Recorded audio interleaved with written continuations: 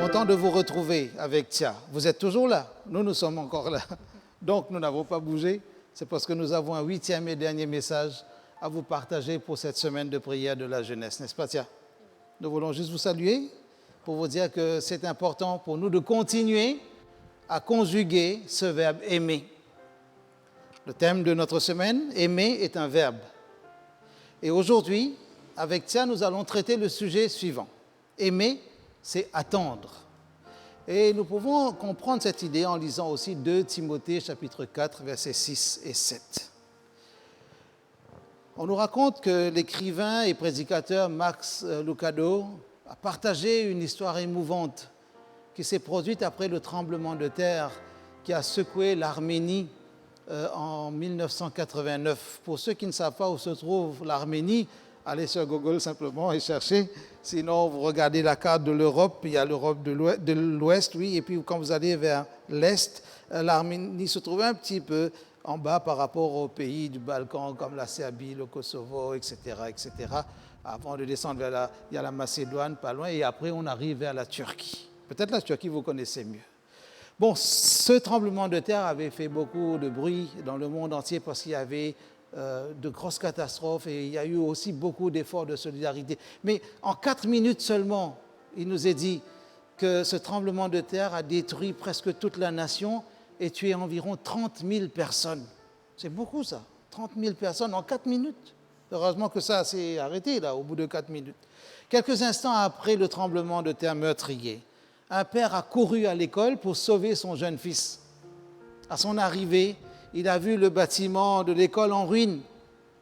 Vous imaginez ce qui s'est passé dans sa tête. Alors qu'il cherchait dans cette masse de pierres et de décombres, il s'est souvenu d'une promesse qu'il avait faite à son fils. Quoi qu'il arrive, je serai toujours là où tu es.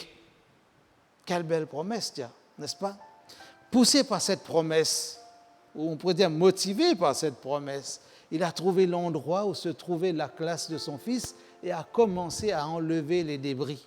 Puis d'autres parents sont arrivés et ont commencé à chercher avec lui et aussi chercher leurs enfants. Beaucoup de ceux qui se sont approchés de l'endroit, voyant l'ampleur de la destruction, lui ont dit « Ce n'est pas la peine, c'est trop tard, c'est fini, tu sais qu'ils sont tous morts.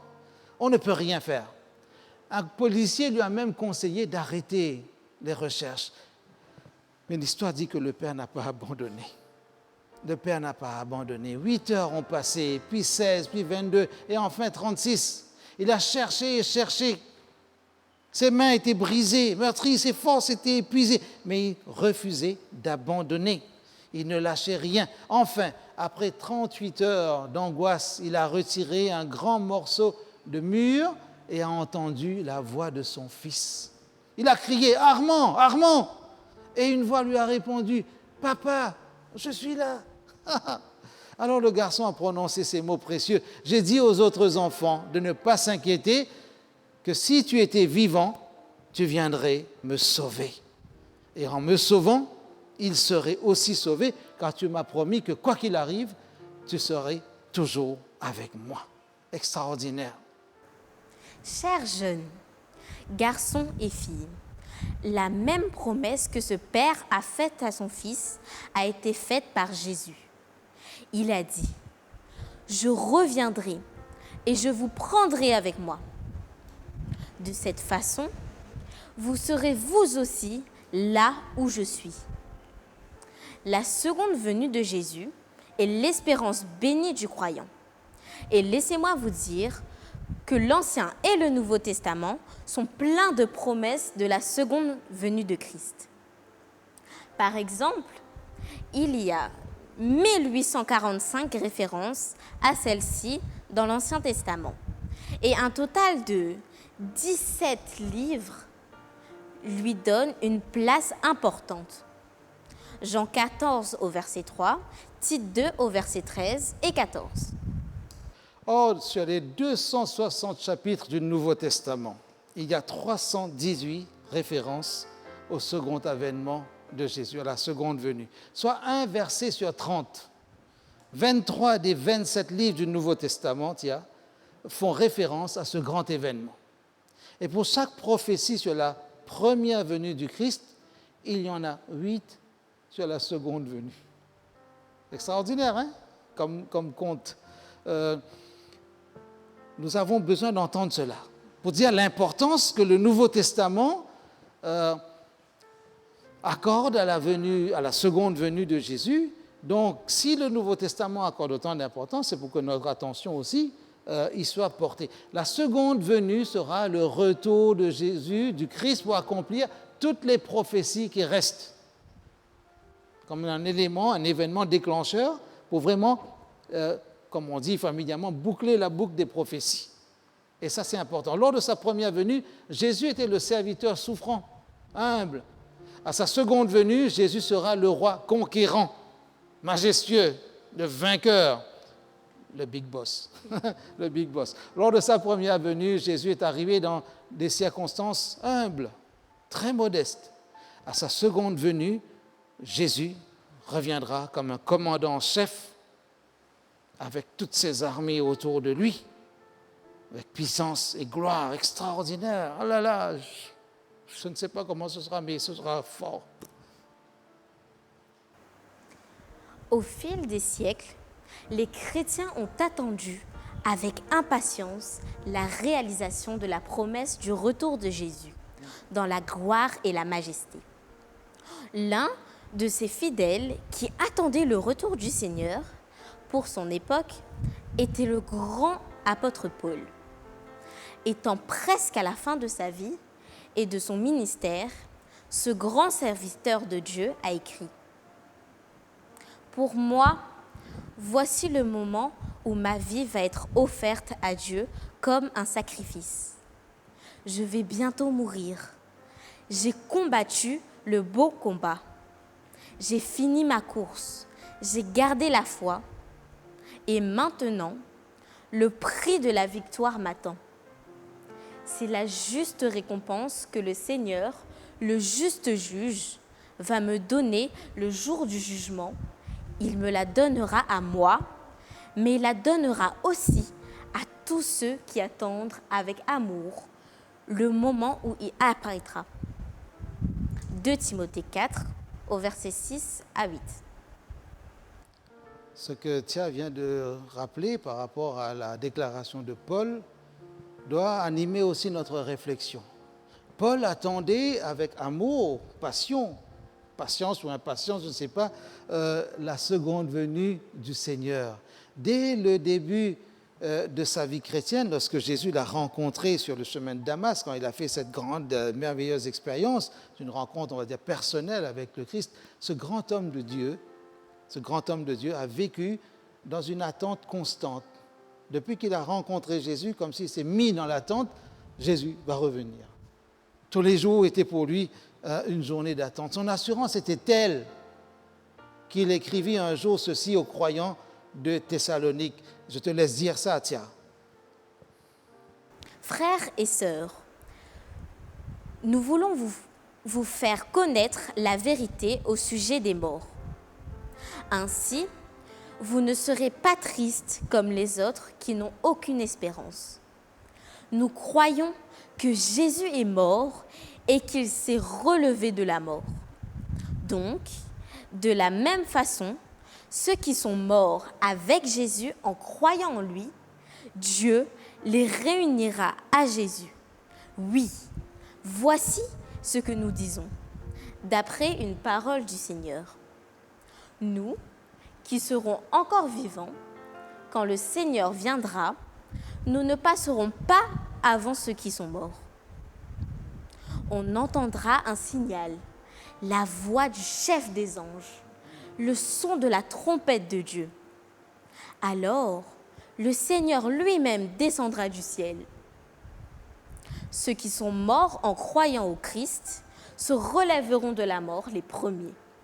Ensuite, nous qui serons encore vivants, nous serons emportés ensemble avec eux sur les nuages, en montant vers le Seigneur pour le rencontrer.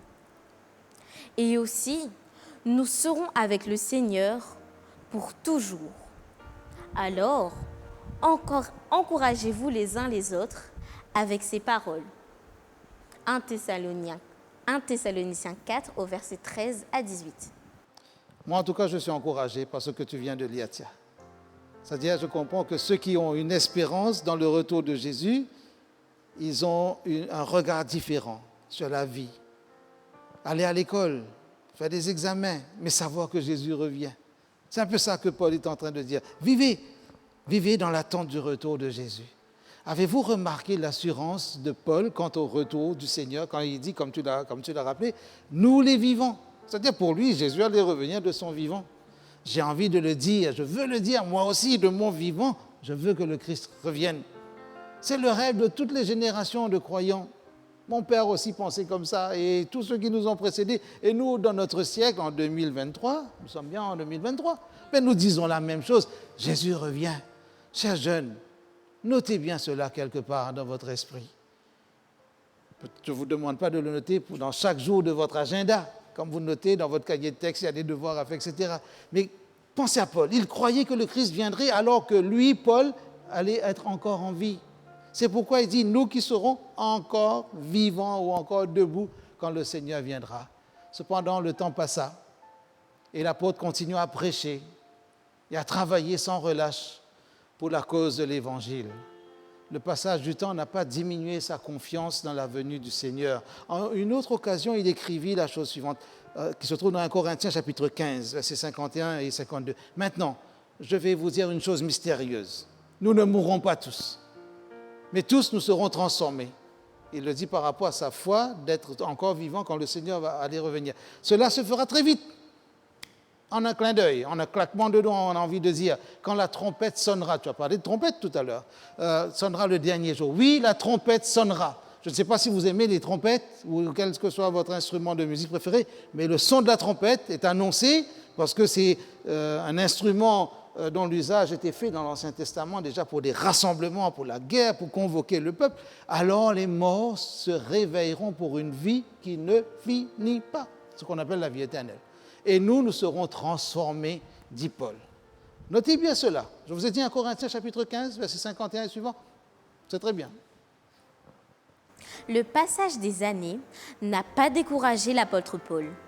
Chaque jour qui passait, l'amour de la seconde venue du Christ grandissait de plus en plus dans son cœur.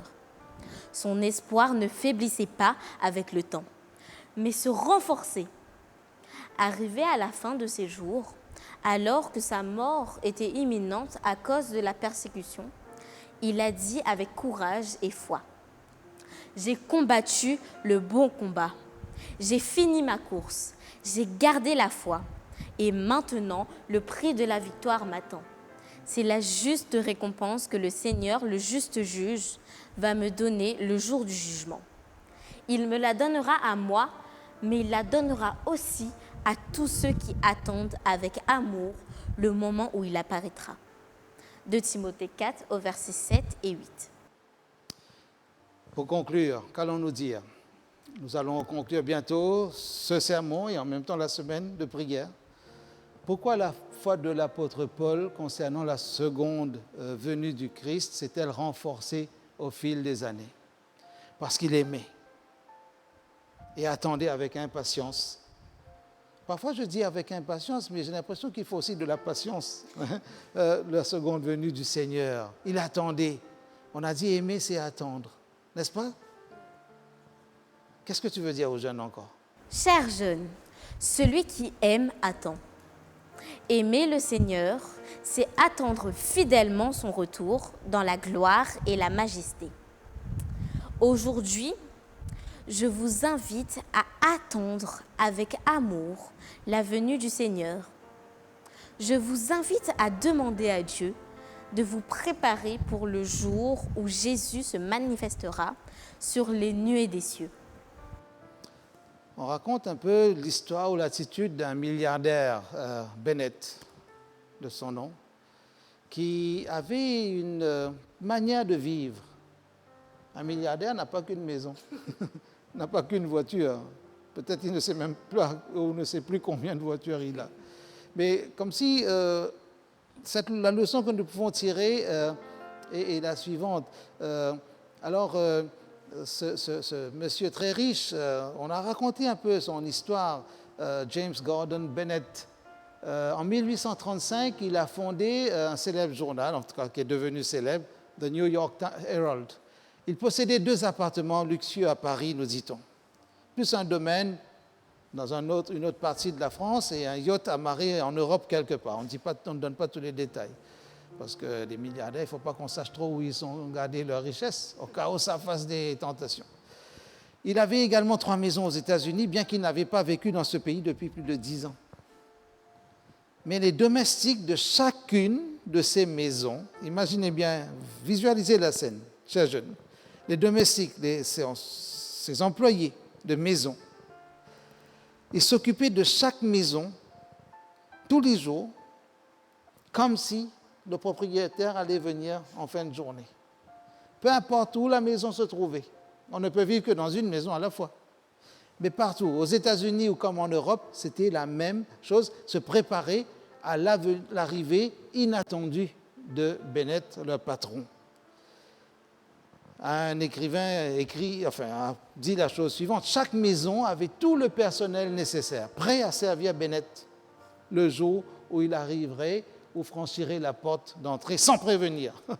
Les caves étaient approvisionnées, les feux rugissaient dans les grilles, les draps étaient descendus chaque nuit, les tables étaient dressées, tout était prêt. Tout était prêt, chaque jour, tous les jours, toujours.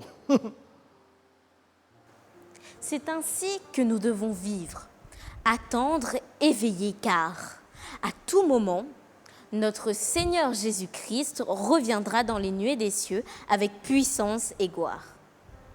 Pensez-y sérieusement. Attendez le retour de Jésus. Amen. Amen. Amen. Nous avons eu du plaisir à vous partager ces sujets avec Keren et Tia. Et nous souhaitons vraiment, nous prions que cette semaine de prière fasse l'effet que le Seigneur a prévu dans nos vies, dans vos vies, dans la vie d'autres jeunes, et que nous apprenions encore et encore à conjuguer ce verbe aimer avec tous les aspects que nous avons vus. Donc, nous associons Keren aussi à notre dernier mot pour vous dire au revoir. Merci de nous avoir accueillis derrière vos écrans. Que Dieu vous bénisse. Bon courage en Jésus-Christ, Légia.